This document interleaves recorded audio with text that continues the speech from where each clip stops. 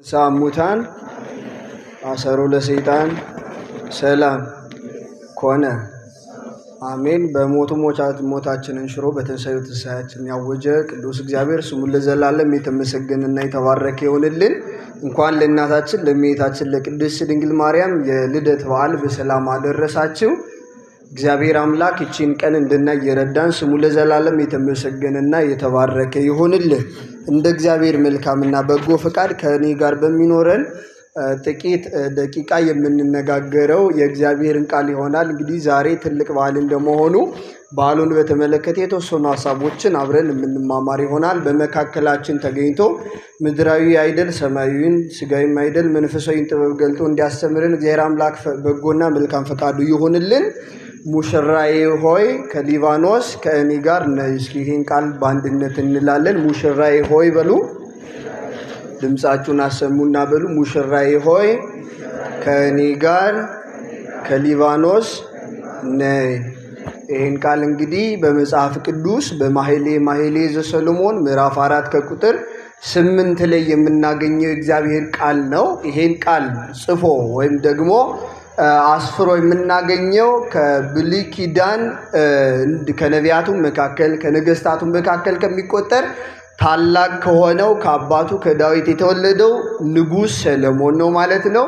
በቤተክርስቲያናችን ውስጥ በሚታወቁ ወደ አምስት የሚጠጉ መጻሕፍትን ጽፎ ያበረከተ ታላቅ አባት እንደሆነና በዘመኑ እጅግ በጣም ታላቅ ፈታሒ በጽድቅ ኮናኔ በርት የሆነ ንጉሥም እንደነበረ እግዚአብሔር ደግሞ በነገር ሁሉ ጸጋውን ያበዛለት እጅግም ጠቢብ የሆነ በምድርም እንደሱ ያለ አዋቂ በዘመኑ ያልተገኘለት ሰው እንደነበረ ስለ ሰሎሞን በሰፊው ይነገራል። እንግዲህ በመጽሐፍ እንደምናገኘው ማለት ነው። ይህ ታላቁ ጠቢቡ ሰሎሞን የምንለው አባቱ ዳዊት ነው። ዳዊት አባቱ በትንቢት እንዲሁም ደግሞ በተለያዩ ነገሮች የሚታወቅ በተለይም ደግሞ በሀብተ ዝማሬ እጅግ የበለጸገ አባት ነው።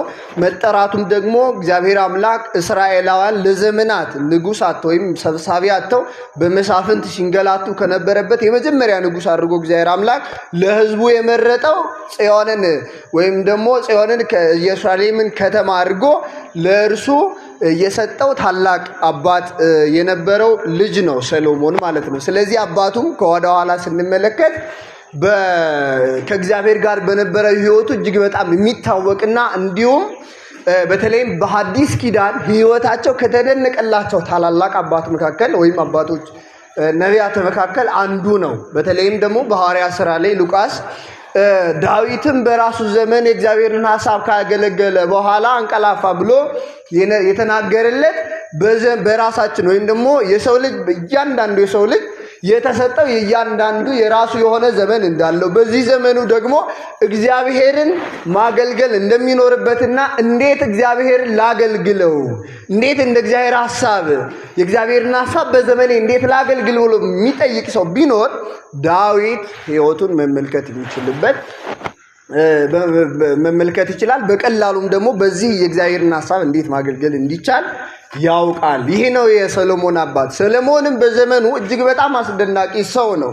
እግዚአብሔር አምላክ እናንተ አሁን በዚህ ምድር ላይ ያለን ሁላችንም ሰዎች እስኪ ለምኑኝ ወይም ደግሞ ጠይቁኝ ብሎ እግዚአብሔር መብት ቢሰጠን ወይም ደግሞ ፈቃድ ቢሰጠን ምን ብለን ልንለምነው ልንጠይቀው እንችላለን? ራሳችንን ጠይቅ ይሄን ነገር እንግዲህ በመጽሐፍ ቅዱስ ላይ እግዚአብሔር አምላክ ምን እሰጥ ዘንድ ትሻለህ ብሎ ሲጠይቀው ጠቢቡ ሰሎሞን ጥበብን ስጠኝ ብሎ ነበር የለመነው። ብዙዎች ዘንጋያን የሆኑ በመጽሐፍም ስንመለከት በሕይወትም ደግሞ የምናውቃቸውም ሰዎች ሊሆኑ ይችላሉ። በታሪክ ደረጃ በመጽሐፍትን ተጽፎ በምኑናን መጽሐፍትን ሊሆን ይችላል። በተለያዩ መንገድ የምንሰማቸው ሰዎች ለምኑ ቢባሉ ሊለምኑ የሚችሉት ነገር ምንድን ያለ እንደሆነ ሀብት፣ ንብረት፣ ገንዘብ ከዚህ የዘለለ የለም። ዳዊት እግዚአብሔር አምላክ ለምነኝ ባለው ጊዜ ጥበብን ነበር የለመነው። ለምን? ጥበብ የሕግ ሁሉ ምንጭ ናት። ከጥበብ የመነጨ ሕግ ደግሞ ወደ ማን የምትመራ ሕግ ነው የምትሆነው? ወደ እግዚአብሔር የምትመራ ሕግ ነው። ስለዚህ ያቺ የመጀመሪያውን ጥበብ ያወቀው ጠቢቡ ሰሎሞን መጽሐፍትን በጻፈበትም የመጀመሪያው ጥበብ እግዚአብሔር መፍራት እንደሆነ ጻፈ። በዚህም ከመጽሐፍቶቹ መካከል ትልልቅ መጽሐፍትን ጽፎ በመጽሐፍ እናገኛለን ማለት ነው። ለምሳሌ ከመጽሐፍቶቹ መካከል ማህሌ ዘሰሎሞን የምንለው መጽሐፍ ትልቁ፣ እንዲሁም ደግሞ ብዙ ሚስጥር ያዘለ ብዙ የቤተክርስቲያንን የነፍስና የክርስቶስን የነፍሳት ወይም ደግሞ የቤተክርስቲያንና የክርስቶስን ምሳሌ እንዲሁም ደግሞ የድንግል ማርያምና የክርስቶስን ምሳሌ የያዘ በውስጡ ብዙ ምሳሌያዊ ንግግሮችን የያዘ መጽሐፍ ነው። ይህ መጽሐፍ እጅግ በጣም ድንቅና ታላቅ መጽሐፍ እንደመሆኑ በአንቃዶ ሕሊና ሆኖ ያላነበበ ሰው ሊስትበት የሚችልም ጭምር መጽሐፍ እንደሆነ አባቶቻችን ይነግራሉና ይሄን መጽሐፍ በትጋት እንዲሁም ደግሞ በትህትና ሆኖ ያነበበ ሰው ደግሞ እጅግ በጣም ትላልቅ ሚስጥሮችን በውስጥ የያዘ መጽሐፍ እንደሆነ እንረዳለን። በዚህ መጽሐፍ ነው እንግዲህ ጠቢቡ ሰለሞን ሙሽራዬ ሆይ ከሊባኖስ ነይ እያለ በሊባኖስ ላይ ስላለችው ሙሽራይቱ ጥሪን እያቀረበ የሚዘምረው ማለት ነው። ከመዝሙሮች ሁሉም የበልጥ መዝሙር ማለት ነው ማህሌ ማለት።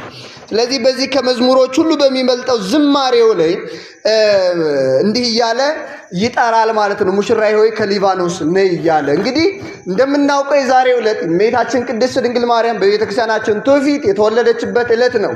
በዓለም አብያተ ክርስቲያናት ዘንድ የቅዱሳንን ልደት ማክበር የተለመደ ነው በብዙዎቹ፣ በተለይ በግብጽም እንዲሁም በእኛ ብቻ አይደለም። በተለይ ጥንታውያን ቤተክርስቲያን በሚባሉ በካቶሊኮችም በአርመንም በኢስተርን ኦርቶዶክሶችም ዘንድ ይሄ ጉዳይ የተለመደ ነው።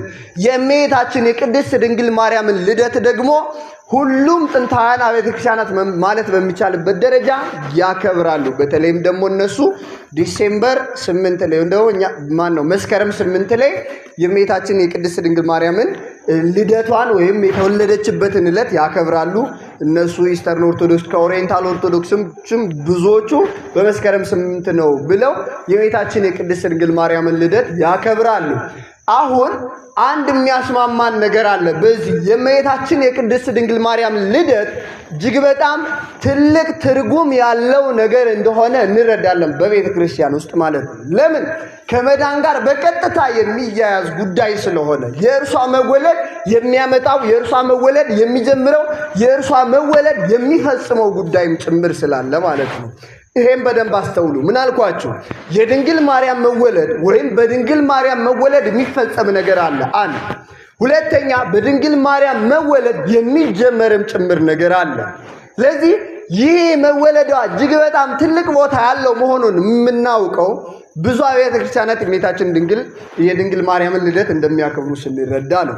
በዚህም በተለይም ደግሞ የኛ ኢትዮጵያ ኦርቶዶክስ ተዋሕዶ ቤተክርስቲያንና የግብጽ ኦርቶዶክስ ቤተክርስቲያን የእመቤታችን የቅድስት ድንግል ማርያምን ልደት በዛሬው ቀን በግንቦት 1 ያከብራሉ ማለት ነው። ይህ ቀን እጅግ በጣም ታላቅ ቀን ነው። ልደት ስንል ብዙ ትርጓሜዎች ሊኖሩት ይችላሉ። በተለይም በመጽሐፍ ትርጓሜ 5 የልደት አይነታት እንዳሉ መጽሐፍ ይዘግባል። ስንት የልደት አይነታት አሉ? እስኪ በሉ ስንት የልደት አይነት አለ? 5 የልደት አይነት አለ። የመጀመሪያው ልደት አዳም መሬት ነው፣ ወይም ደግሞ የአዳም ከመሬት መገኘት። ልደት ማለት መገኘት ማለት ነው። ይሄን የምንረዳው ለምሳሌ የመጀመሪያው ጥንተ ፍጥረትን ወይም ደግሞ የፍጥረትን ነገር የሚተርከው መጽሐፍ ኦሪት ምን ይባላል? ዘፍጥረት። እስኪ በሉ ኦሪት ምን ይባላል?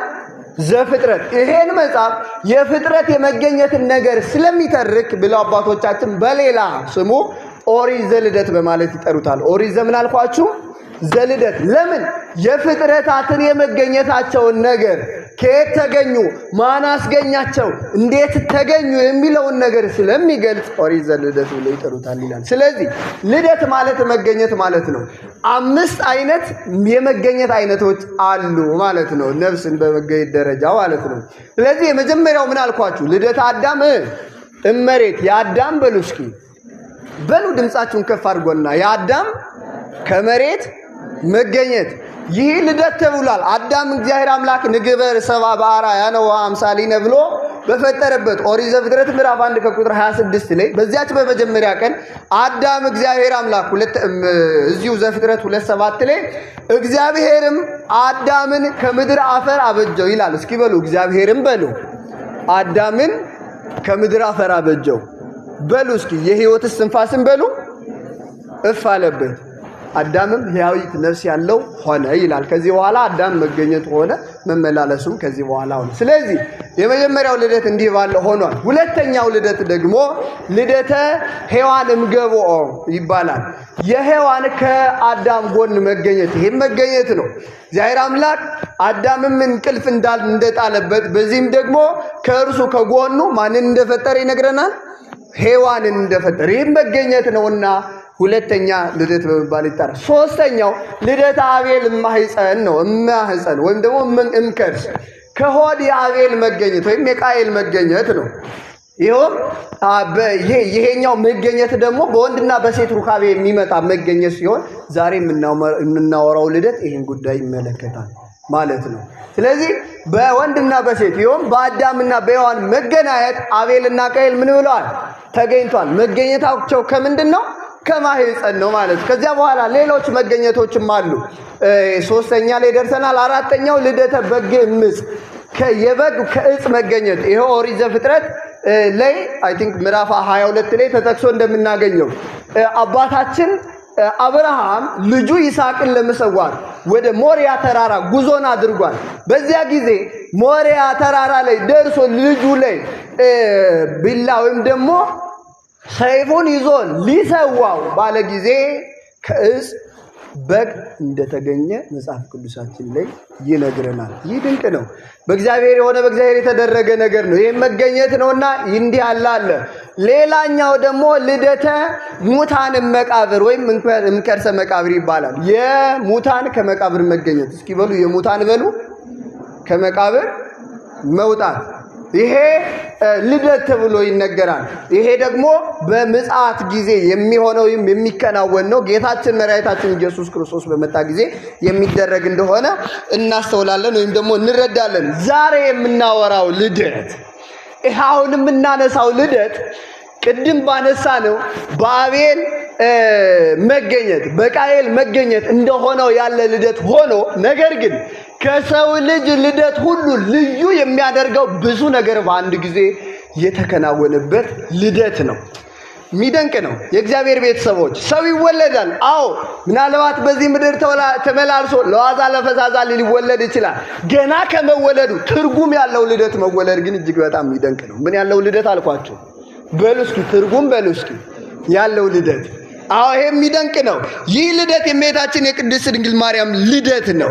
የእመቤታችን የቅድስት ድንግል ማርያም ልደት የአንድ ተራ ሰው ልደት አይደለም።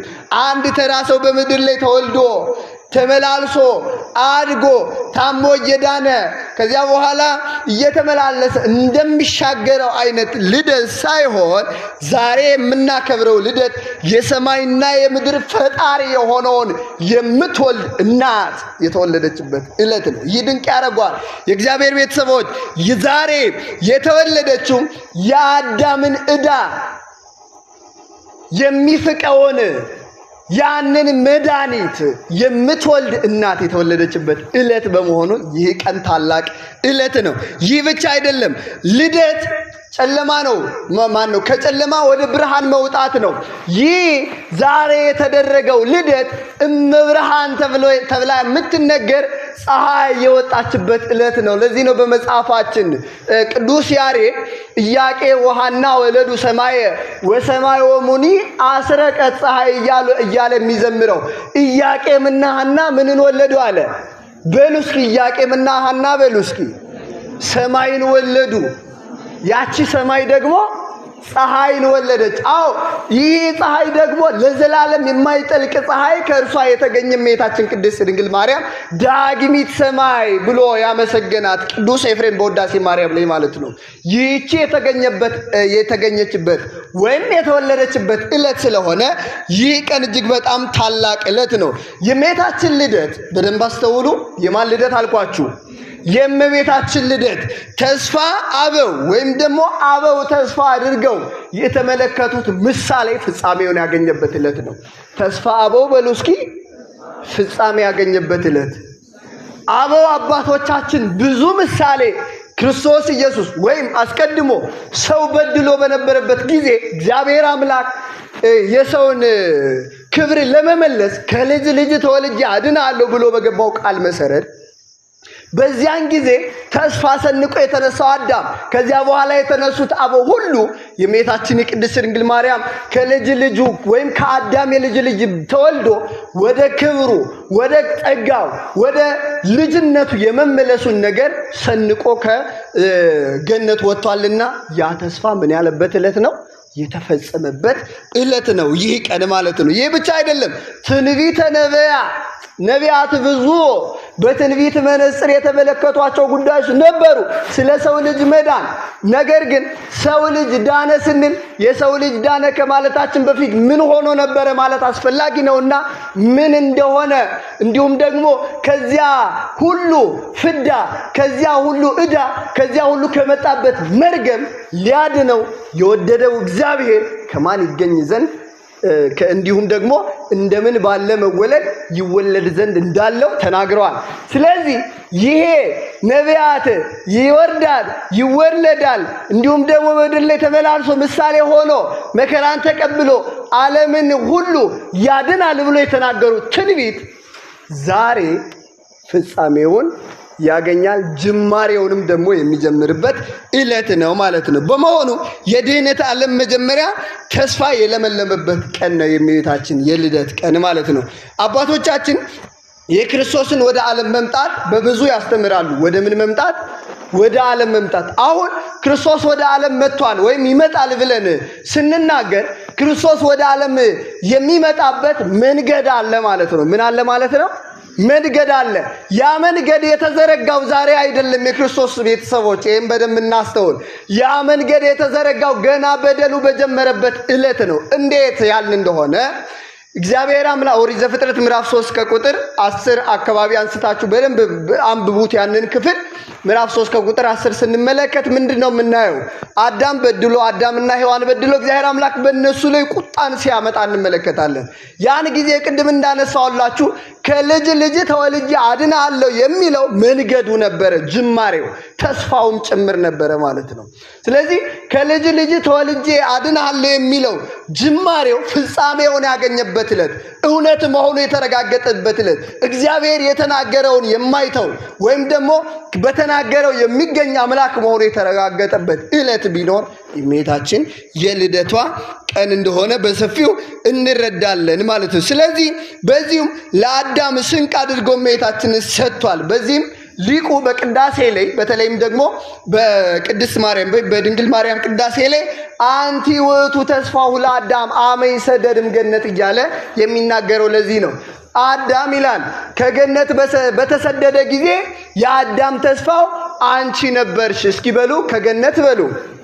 በተሰደደ ጊዜ የአዳም ተስፋው አንቺ ነበርሽ እያለ ይናገራል። ስለዚህ አዳም ከልጅ ልጅ የሚለውን ቃል ሰምቷልና ከዚያን ቀን ጀምሮ በልቡ ሰንቆ በአእምሮ ይዞ ሱባኤ እየቆጠረ መች ይደርስ ሲሆን ከልጅ ልጅ የምትወለደዋ ያቺ ምስራቅ፣ ያቺ ፀሐይ፣ ያቺ ዛፏ ፍሬውን የምታስገኘዋ ዛፍ፣ ያቺ ህብስቱን ያዘችዋ መች ትገኛለች እያለ ይናፍቅና ይጠባበቅ ነበረ ማለት ነው የእግዚአብሔር ሰዎች። ስለዚህ ይሄንንም እንዲህ በቅዳሴ ገልጦታል ማለት ነው።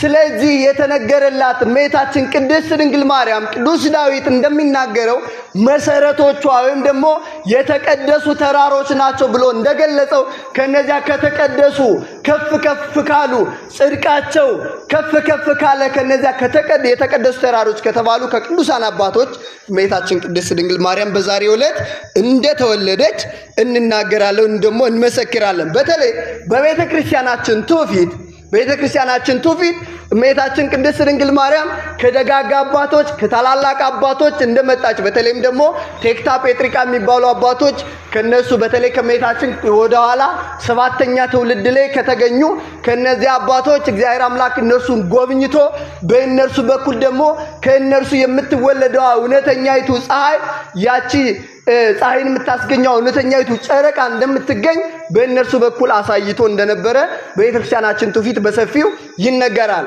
በቤተክርስቲያናችን ውስጥ የታላቁ ያዕቆብ የሚባለው የጌታ ወንድም ያዕቆብ በሚባለው ሐዋርያ ተጽፏል ተብሎ የሚታመነው ፕሮቶ ኢቫንጀሊያ ኦፍ ጄምስ በሚባለው መጽሐፍ ይሄ መጽሐፍ ከ150 አካባቢ ላይ በደንብ በክርስቲያኖች ዘንድ ጥቅም ላይ ይውል የነበርና እስከ ዛሬም ድረስ በቤተ ክርስቲያን ውስጥ የእመቤታችን የቅድስት ድንግል ማርያም የመወለዷን ነገር የእመቤታችን የቅድስት ድንግል ማርያም የሕይወቷን የእያንዳንዱን ያሳለፈችውን ነገር በስርዓት የሚገልጽ በቤተ ክርስቲያን ውስጥ ያለ ትውፊታዊ መጽሐፍ እንደሆነ በሰፊው እንረዳለን። በዚህ መጽሐፍ ውስጥ ይገርማቸዋል ብዙ ጊዜ ሰምተናል። በተለይ ስለ ቴክታ፣ ስለ ጴጥሪካ፣ ስለ ሐናና ስለ ኢያቄም እንዲሁም ደግሞ ከነሱ በፊትም ስለነበሩ የእመቤታችን የቅድስት ድንግል ማርያም የትውልድ ሐረግ ውስጥ ስላሉ ታላላቅ እነዚህ ቅዱስ ዳዊት ተራሮች እያሉ ሲጠራቸው ስለነበሩ አባቶች በሰፊው ጠቅሶ እናገኛለን። በዚህም ይህ ታላቅ አባት ስለ እናቷ ሐና ስለ ኢያቄም እንዲሁም ደግሞ የእመቤታችን ቅድስት ድንግል ማርያም በ3 ዓመቷ ወደ ቤተ መቅደስ ስለመግባቷ ከ12 ዓመት በኋላ በ15 ዓመቷ ከዛ ስለመውጣቷ በቤተ መቅደስ ውስጥ ደግሞ እያለች ሐርና ወርቅን እያስማማች አሁን በቤተክርስቲያናችን ውስጥ በሰፊው በዝማሬም በሌሎችም አገልግሎት ምናወራቸውን ነገሮች ይዞ ያለው መጽሐፍ ይሄ ነው። ይሄን መጽሐፍ ፈልጋችሁ እንደምንም በደንብ አንብቡት። እመቤታችን ቅድስት ድንግል ማርያም ሕይወቷን በሰፊው የሚዳስስና የሚገልጽ መጽሐፍ እንደሆነ እንረዳለን ማለት ነው። ከዚህ በዘለለም ደግሞ ዮሐንስ የደማስቆ ዮሐንስ የሚባለው አባት እመቤታችን ቅድስት ድንግል ማርያም ልደቷ፣ ሕይወቷ፣ የእርሷ መምጣት፣ የእርሷ የመወለድ ቀን ለዚህ ዓለም እጅግ በጣም ታላቅ ቀን እንደሆነ ቤተክርስቲያን ግርማን የተጎናጸፈችበት ቀን ቤተክርስቲያን ግርማን የለበሰችበት ዕለት እንደሆነ ይነግረናል። እመቤታችን የልደትን ቀን እያነሳ ይሄ ብቻ አይደለም። እመቤታችን ቅድስት ድንግል ማርያም የትንቢተ ነቢያት መፈጸሚያ የምሳሌዎች ሁሉ ማረጊያ እንደሆነ ሲናገር የቃል ኪዳኑ ታቦት እሷ እንደሆነች ይነግረናል። ይሄ አባት ዮሐንስ ዘደማስቆን የምንለው አባት በተለይም ደግሞ በቤተ ክርስቲያን ውስጥ ስለ ቅዱሳት ስዕላትን በሰፊው ማብራሪያ የሚሰጥና በእነዚህ ጉዳዮች ላይ እንደተጠያቂ ብዙ ትውፊታዊ የሆኑ ጉዳዮች ከሐዋርያትም ጭምር የመጡትን ይናገር ወይም ያስተምር የነበረ በ7ኛው መቶ ክፍለ ዘመን የተገኘ ታላቅ አባት ነው ማለት ነው። ይህ ብቻ አይደለም። እመቤታችን ቅድስት ድንግል ማርያም ከሰማይ የወረደው ኅብስት ከሷ የተገኘ እንደሆነና የልደቷ ቀን ማለት ሰማይ የተወለደበት ዕለት እንደሆነ በሰፊው ሲያስተምር እንመለከታለን። ይህ ብቻ አይደለም። በኦሪት ዘፍጥረት ምዕራፍ 3 ላይ ሙሴ ሳትቃጠል የተመለከታት በርኒንግ ቡሽ ተብላ የተገለጸች ወይም ደግሞ የማትቃጠለዋ ሐመልማላዊቷ ዕፅ እመቤታችን ቅድስት ድንግል ማርያም እንደሆነች ያቺ ዕፅም ደግሞ ያንን እሳቱን ተሸክማ እንደተገኘችው ከእርሷ የሚወለደው ከእርሷ ስጋንና ነፍስን ተዋህዶ የሚወለደው ክርስቶስ ኢየሱስ አምላክ የሆነው ክርስቶስ ኢየሱስ ከእሷ የሚገኝ እመቤታችን ቅድስት ድንግል ማርያም የእርሷ መገኘት የዓለም ድነት መጀመሪያ እንደሆነ በሰፊው ሲያስተምር እንመለከታለን ማለት ነው። በአጠቃላይ የእመቤታችን መወለድ የአበው ተስፋና ምሳሌ ፍጻሜ ነው። የመጀመሪያው ምንድነው አልኳችሁ? የአበው በሎስኪ ተስፋና ምሳሌ ፍጻሜ ነው። እነዚህን ነገሮች የተወሰኑ ሐሳቦችን ተመልክተን እንጨርሳለን። ቅድም የነካካዋቸው ጉዳዮች ስለሆኑ የተወሰነ ማብራሪያ ስለሚያስፈልጋቸው ነው። የመጀመሪያው እመቤታችን የአበው ተስፋ ናት ስንል የመጀመሪያው አዳም ተስፋ ናት። ቅድም እንዳየነው ማለት ነው። አዳም ከገነት ሲባረር የተሰጠው ቅድም ያነሳሁት ሐሳብ ከልጅ ልጅ ተወልጃለሁ የሚለው በህሊናው በልቡ ይዞ ሄዶ ነበርና የእርሷ የመወለዷ ነገር የተወለደችበት ዕለት ላይ የአዳም ተስፋ የተረጋገጠበት ቀን ስለሆነ ይህ ቀን ምሳሌው ተስፋው የተነገረው ትንቢት የተነገረው ቃል የተፈጸመበት ቀን እንደሆነ እንረዳለን። ሁለተኛ የኖህ አማናዊቷ እርግብ የተወለደችበት ዕለት ነው። የኖህ አማናዊቷ እርግብ እስኪ በሉ የኖህ በሉ አማናዊቷ እርግብ። አዎ ኖህ በዚያን ዘመን በጥፋቱ ጊዜ ዓለም ሁሉ ጠፍቶ በነበረበትና 8 ነፍሳት ብቻ ተርፈው ወይም ደግሞ ተገኝተው በነበረበት ጊዜ የዓለም የጥፋት ጉዳይ ምን ላይ እንደደረሰ ቁራን ልኮ እንደነበረ ቁራው በዛው እንደጠፋ ከዚያ በኋላ ግን ርግብን ልኮ ያቺ ርግብ የምስራችን ያቺ ርግብ የጥፋት ውሃ መግደሉን ከዚያ በኋላ ልምላሜ መምጣቱን ከዚያ በኋላ ከዚያ ጥፋት እንደማይኖር ምን ያለች ነበረች ያበሰረች ነበር የእመቤታችን የመወለዷ ነገር ይህ ተስፋ አበው ይህ ምሳሌ ያለቀበት የተነገረበት የተፈጸመበትም ዕለት ነው ይህ እንዴት ይሆናል ያን እንደሆነ እመቤታችን በመወለዷ ከ15 ዓመት በኋላ የዓለም መድኃኒት የሆነ የዓለም አዳኝ የሆነ የዓለም ብርሃን የሆነ እርሱ ብርሃን በመሆኑ በጨለማ ውስጥ ላሉ ሁሉ ብርሃን እንዲሆንላቸው የሚወለደው ከእርሷ እንደሚወለድ እናስባለንና የተስፋው ፍጻሜ መድረሱ ምን ያስብለናል ያስመለክተናል ማለት ነው የሷ የልደቷ ቀን ይሄንን እንረዳለን ይህ ብቻ አይደለም የእመቤታችን የቅድስት ድንግል ማርያምን ነገር በመናነሳበት ጊዜ ተስፋ አበውና ስንል የእግዚአብሔር ለአብርሃም በዘር ያዕዛብ ወገኖች ሁሉ ይባረካሉ ብሎ ቃል ገብቶለት ነበር እስኪ በሉ ይሄን ቃል በዘር በሉ ያዕዛብ ወገኖች ሁሉ ይባረካሉ ይህ ለአብርሃም የተገባው ቃል ኪዳን እውነተኛው ፍጻሜ ያገኘው ከእመቤታችን ከቅድስት ድንግል ማርያም በተወለደው እውነተኛው የዓለም መድኃኒት በሆነው እውነተኛው ዓለምን የሚባርከው የዓለምን በረከት የሚያመጣው በልጇ በኢየሱስ ክርስቶስ ነው ስለዚህ አዳም የተገባለት ቃል ኪዳን በማን ይፈጸማል ማለት ነው በልጁ በእመቤታችን በቅድስት ድንግል ማርያም ይፈጸማል እሷ ያንን ንጹህን ዘር በመውለድ ያንን እርሱን በማስገኘት ለዓለም ድነት ለዓለም መባረክ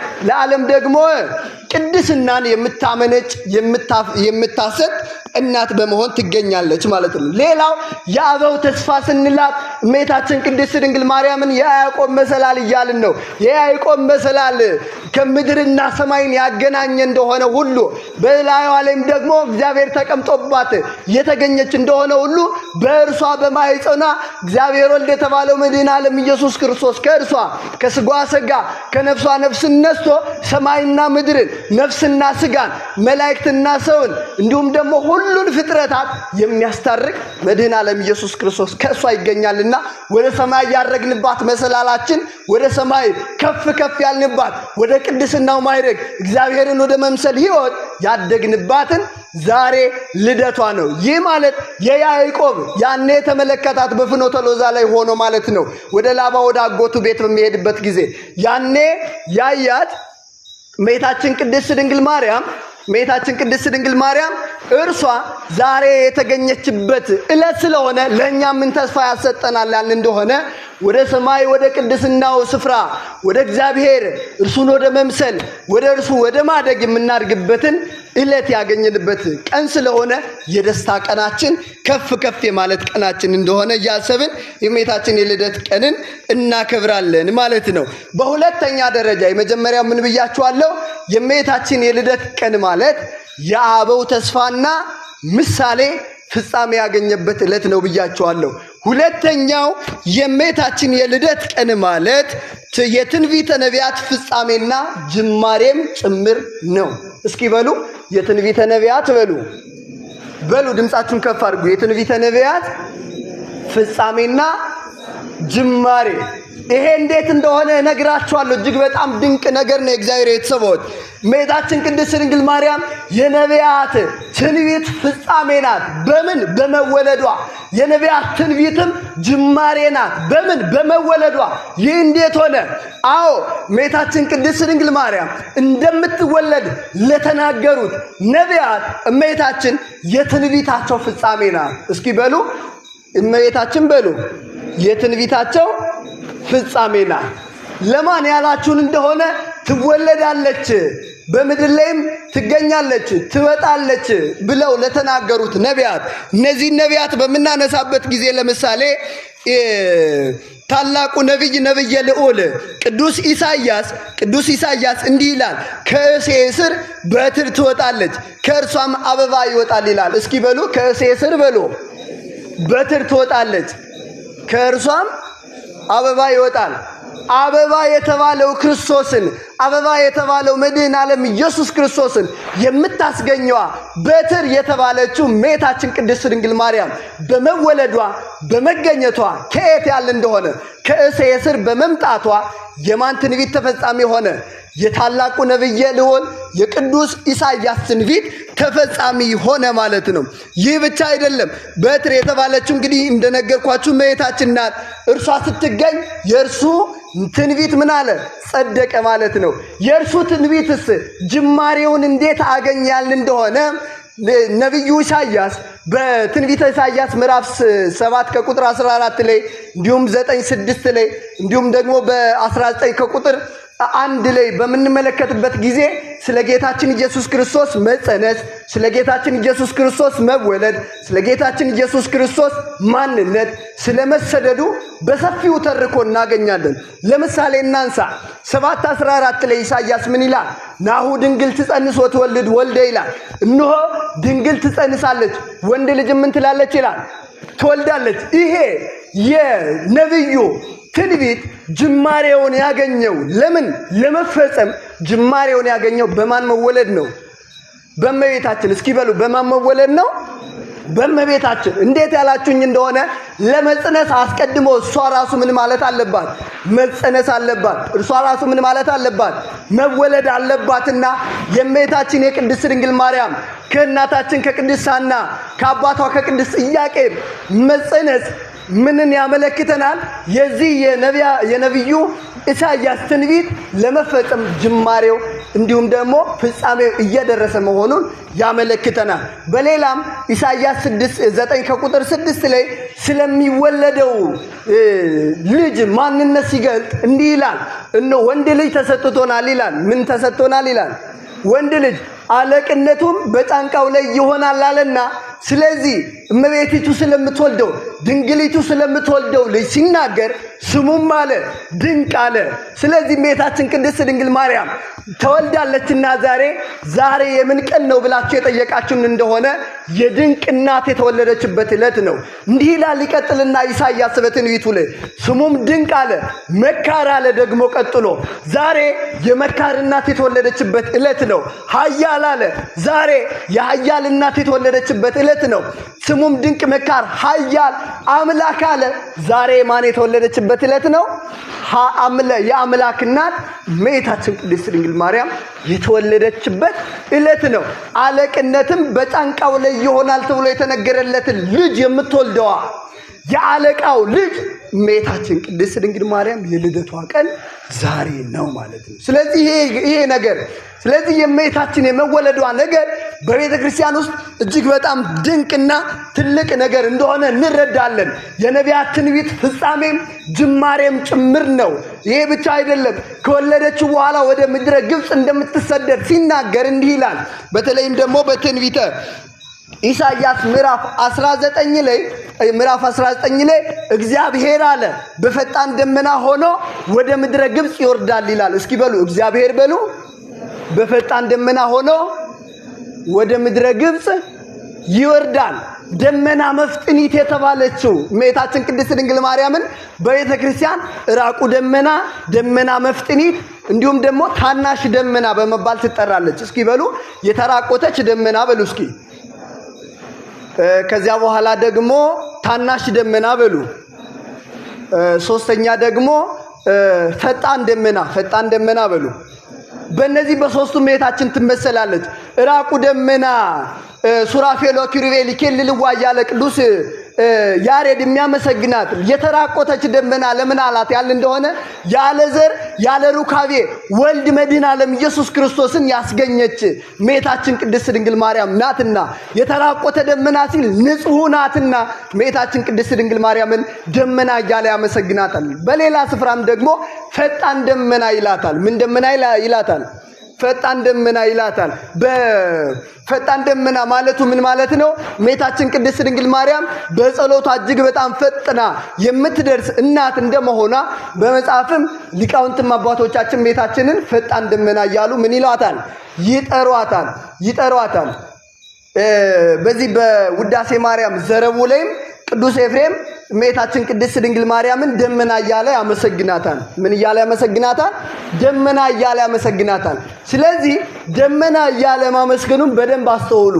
ይሄንን ከየት አመጡት ያለ እንደሆነ ቅዱስ ኢሳይያስ በኢሳይያስ 19 ላይ እመቤታችንን ማነው ስለ እግዚአብሔር አምላክ ሲናገር እግዚአብሔር በፈጣን ደመና ሆኖ ወዴት ይወርዳል አለ? ወደ ምድረ ግብጽ። እስኪ በሉ ወዴት ይሄዳል አለ? ያቺ ፈጣን ደመና የተባለችው እመቤታችን ቅድስት ድንግል ማርያም ወደ ግብጽ ይሄዳል በእርሷ ላይ ሆኖ ያለችው እመቤታችን ቅድስት ድንግል ማርያምን በሐዚለ ሕፃን ማርያም ደከምኪ እያለ እንደሚያመሰግናት አባ ጊዮርጊስ ዘጋስጫ ማለት ነው። አባ ጽጌ ድንግል በጀርባዋ አዝላ ወደ ምድረ ግብጽ ይዛው የወረደችው እርሷ ናትና እርሷም ይዛው የወረደችው እመቤታችን ቅድስት ድንግል ማርያም ተሸክማው የነበረው ማን ነው ያለ እንደሆነ እርሱ እግዚአብሔር ወልድ እንደሆነ በዚህ መጽሐፍ ቅዱስ እንረዳለን ማለት ነው። ይህ ብቻ አይደለም። ነቢያት ለምሳሌ ስለተዘጋው ደጃፍ ሕዝቅኤል በ44ኛው ምዕራፍ ከቁጥር 2 ላይ ሲናገር እመቤታችን ቅድስት ድንግል ማርያም ያቺ ከወደ ምስራቅ ተዘግታ ያዩዋት በር ናት። በር እሷ እንደሆነች ሊቃውንት አባቶቻችን ይመሰክራሉ። ቅዱስ ኤፍሬም ሶርያዊ በውዳሴ ማርያም ዘረቡ ላይ እንዲህ ይላል፣ ሆህትሰ ማርያም ይእቲን ተወለደት ለነ መድኅነ ይላል። ሆህትሰ ደጇ ወይም በር የተባለችው ማናት ይላል? እመቤታችን ቅድስት ድንግል ማርያም ናት። ማንን ያስገኘችልን? ህቱም ሆና ወይም ደግሞ ያ ሳትከፈት የተገኘችው በር ያቺ ከወደ ምስራቅ ተዘግታ የታየችው በር እመቤታችን ቅድስት ድንግል ማርያም ናት። ያ በዛች በር ደግሞ የወጣባት የገባባት አንድች እንኳን አልነበረም። ከማን በቀር? ከልዑል እግዚአብሔር በቀር የገባባት የወጣባት የለም። ስለዚህ ዛሬ ያቺ እመቤታችን ቅድስት ድንግል ማርያም በር ተዘግታ ህቱም ሆና የታየችው በነቢያቱ የታየችው እመቤታችን ቅድስት ድንግል ማርያም የተወለደችበት ዕለት እንደሆነ እንረዳለን ማለት ነው። ከዚህ ሌላ ዳንኤል ናቡከደነጾር ህልም አይቶ ነበረ። ከዚያ በኋላ ወደ እርሱ መጥቶ እንዳስተረጎመው ያ ህልምም ከረጅም ተራራ ያለ እጅ የተፈነቀለ ድንጋይ እንደተመለከተ ይነግረናል። ያ ድንጋይ ሄዶ የናቡከደነጾርን ሐውልቱን ምን ብሎታል? አፍርሶ ነበረ። የዚህን ዓለም ጣጣ፣ የዚህን ዓለም ሆካታ፣ የዚህን ዓለም በደል ሁሉ የሚያፈርሰው ድንጋይ ከእርሷ የወጣ ያለ እጅ እንዳለ ሁሉ ያለ ሰው ዘር ያለ ዘራ ብእሲ ከእርሷ የወጣ ያቺ ተራራ የተባለችው እመቤታችን ቅድስት ድንግል ማርያም የተወለደችበት መወለዷ ደግሞ ከተራሮች ነው። ዳዊት አስተባብሮ እንደሚናገረው መሰረታቲያ ውስጥ አድባር ቅዱሳን ብሎ እንደገለጠው ከተራሮች የተገኘች ያቺ ተራራ ከፍ እንደሚለው ሁሉ ቅድስናዋ ከፍ ያለ ተራራ ከፍ እንደሚለው ሁሉ ንጽህና ከፍ ያለ እመቤታችን ቅድስት ድንግል ማርያም በዛሬው ላይ ተገኝታለች ማለት ነው። በዛሬው ላይ ተገኝታለች። ስለዚህ ጉዳይ አባቶቻችን በሰፊው ሲያብራሩ እንመለከታለን ማለት ነው። ይቺ የተገኘችዋን እመቤታችን ቅድስት ድንግል ማርያምን የእርሷ የመምጣቷን ነገር ደግሞ በሰፊው ከተናገሩ ታላላቅ አባቶች መካከል የዚህ ቅድም ርዕስ ላይ ያነሳነው አባት ብለን የጠራነው ታላቁ ቅዱስ ዳዊት እመቤታችንን የእግዚአብሔር ከተማ ይላታል። እስኪ በሉ የእግዚአብሔር በሉ ከተማ። ዛሬ ልደት ነው። ምን አይነት ልደት ያላችሁኝ እንደሆነ እግዚአብሔር ከተማ የተወለደችበት ዕለት፣ እግዚአብሔር ነግሶባት፣ እግዚአብሔር በላዋ ላይ ተቀምጦባት፣ እግዚአብሔር በላዋ ላይ ነግሶባት የታየው እርሷ የተወለደችበት ዕለት ነውና ይህ ቀን የደስታ ይህ ቀን ድንቅ ቀን እንደሆነ እንረዳለን። ዳዊት እንዲህ ይላታል፣ የእግዚአብሔር ከተማ ሆይ በአንቺ የከበረ ነገር ይደረጋል አለ። እስኪ በሉ በአንቺ በሉ በአንቺ የከበረ ነገር ይደረጋል። ያ የከበረ ነገር የተባለው ነገረ ስጋዌ ነው። የስጋዌ ሚስጥረ ስጋዌ ነገር የአምላክ ሰው የመሆኑ ነገር የሚደረግባት ከተማዋ የተዘጋጀችበት ዕለት ዛሬ ነው ማለት ነው። የእመቤታችን ቅድስት ድንግል ማርያም የልደቷ ቀን ማለት ነው። ቅዱስ ዳዊት በሌላ ስፍራም እንዲህ ካሉ ቅዱሳን እንደተወለደች ሲናገር ቅድም ያነሳሁትን ያመጣል። እንደምን ካሉ አባቶች፣ እንደምን ካሉ ቅዱሳን፣ እንደምን ካሉ የበረቱ ሰዎች፣ እንደምን ካሉ ከፍ ከፍ ያሉ ጽድቃቸው ሞገሳቸው የተነገረላቸው እንዲሁም የተወደደላቸው ሰዎች እንደመጡ ሲናገር መዝሙር 87 ከቁጥር 1 ላይ መሰረቶቿ የተቀደሱ ተራሮች ናቸው ይላል። ከነዚህ ከተቀደሱ መሰረቶች እመቤታችን ቅድስት ድንግል ማርያም ተገኝታለችና ዛሬ ከተቀደሱ ተራሮች የተገኘችው ታላቋ ተራራ ከተቀደሱ ተራሮች የወጣችው ታላቋ ሙሽራ የተገኘችበት ዕለት እንደሆነ እንረዳለን። በአጠቃላይ የእመቤታችን የቅድስት ድንግል ማርያም መወለድ እነዚህን ጉዳዮችም ሌሎችንም ብዙ ዘርፈ ብዙ ጉዳዮችም በውስጡ የያዘ ነው። ዛሬ ፀሐይ ክርስቶስ አምላካችንን ፀሐይ ያልን እንደሆነ ያ ፀሐይ የወጣባት ምስራቃችን የተገኘችበት ዕለት ነውና ይህ ቀን የደስታችን ቀን ነው። ይህ ብቻ አይደለም። ክርስቶስን የሕይወት ውሃ ብሎ የሚያምን ሰው የሕይወት ውሃ የመነጨበት ዛሬ ያቺ ምንጯ ምን ያለችበት የተገኘችበት ዕለት ነውና የደስታ ቀን ነው። ሊረካ የፈለገ ሰው ምንጩ ምን ያለበት የተዘጋጀበት ቀን ነው። ለእርሱ ጨለማ ምን ያለው ሰው ያስጨነቀው ጨለማ የጠላ ሰው ያለ ቢኖር ዛሬ ምስራቋ የተገኘችበት ቀን ነው። ወደ ምስራቅ በመጠጋት ያቺ ወደ ምስራቅ በመጠጋት ምስራቅን ከምስራቅነቷ ፀሐይን የምታስገኘው እመቤታችን ቅድስት ድንግል ማርያም ከእርሷ የወጣውን ብርሃን ትሰጠዋለችና ሁሉ ሰው ወደ ማን ሊሄድ ይገባል? ወደ እመቤታችን ቅድስት ድንግል ማርያም። ዛሬ ክርስቶስ መድኃኒት ነው ብሎ ያመነ ሰው መድኃኒትን ያስገኘችው ሙዳይ የተገኘችበት ዕለት እንደሆነ ይረዳል፣ ያውቃል ማለት ነው። ስለዚህ ከዚች ሙዳይ ሊበላ የወደደ ሰው ወደ ማን ሊቀርብ ይገባል? ወደ እርሷ ሊቀርብ ይገባል። ይኸውም ደግሞ በምስጋና ይኸውም ደግሞ በታላቅ ክብር ወደ እርሷ ሊሄድ ይገባል ማለት ነው። ስለዚህ ይህን ቀን አሉ አባቶቻችን ዮም ፍስሐ ኮነ በእንተ ልደታ ለማርያም የልጇን የወዳጇን የመድኃኔ ዓለም የኢየሱስ ክርስቶስን በዓላትን ባከበሩበት ስለ ልደቱ ሲያነሱ ዮም ፍስሐ ኮነ በእንተ ልደቱ ለክርስቶስ ስለ ትንሣኤው ሲያነሱ ዮም ፍስሐ ኮነ በእንተ ትንሣኤው ለእግዚእነ ኢየሱስ ክርስቶስ ስለ ጥምቀቱ ሲያነሱ ዮም ፍስሐ ኮነ በእንተ ጥምቀቱ ለክርስቶስ ባሉበት አንደበታቸው በዛሬው ቀን ቅዱስ ያሬድ የእመቤታችን የቅድስት ድንግል ማርያም የመወለዷን ነገር እያነሳ ዛሬ በዓለም ሁሉ አለ ደስታ ሆነ። ይሄን ጉዳይ ቅድም ያነሳሁት አባት በተለይ ዮሐንስ ዘደማስቆ የምንለው የደማስቆ ዮሐንስ ይተባበረዋል። ዛሬ በዓለም ላይ ደስታ ሆነ ይላል። ለምን ያልን እንደሆነ እመቤታችን ቅድስት ድንግል ማርያም እመ ፍስሐ የደስታ እናት፣ እመ ብርሃን የብርሃን እናት፣ እመ ሕይወት የሕይወት እናት፣ እመ መድኃኒት የመድኃኒት እናት የተገኘችበት ዕለት ነውና ለዓለም ሁሉ ደስታ ለዓለም ሁሉ ሰላም የታወጀበት ዕለት ነውና በዚህ ቀን ደስታን አድርጉ። በዚህ ቀንም እመቤታችን ቅድስት ድንግል ማርያምን አመስግኑ። ይሄን ቀን እያሰብን ክርስቶስ አድኖናል ሊያድነንም 15 ዓመት ብቻ ቀረ ብሎ ያኔ ተስፋ ሲያደርጉ የነበሩትን አበውን በማስታወስ ትንቢታቸው ምሳሌያቸው ሁሉ ፍጻሜ ያገኘበት ዕለት እንደሆነ እናስባለን። ከዚህም በመነሳት ከአባታችን ከቅዱስ ሰሎሞን ጋራ ከታላቁ ነብይ ከሰሎሞን ጋራ ከጠቢቡ ሰሎሞን ጋራ በመሆን ሙሽራዬ ሆይ ከሊባኖስ ነይ እያልን ልንዘምር ይገባል። ይህን ቃል አብረን እንልና ትምህርታችንን እንጨርሳለን። ሙሽራዬ ሆይ በሉ እስኪ ወደ እኔ ነይ፣ ከሊባኖስ በሉ ወደ እኛ ነይ። ይህ ቀን እንዲህ እያልን የምንማጸንበት ዕለት ነው። እመቤታችን ቅድስት ድንግል ማርያም ወደ ሕይወታችን ገብታ የጨለመውን እንዲሁም ደግሞ አቅጣጫ የጠፋበትን ሕይወት ሁሉ ሕይወት የሆነው መድኃኔ ዓለም ኢየሱስ ክርስቶስ ይዛ በሕይወታችን እንድትገባ በጎና መልካም ፈቃዷ ይሁንልን። ወስብሐት ለእግዚአብሔር።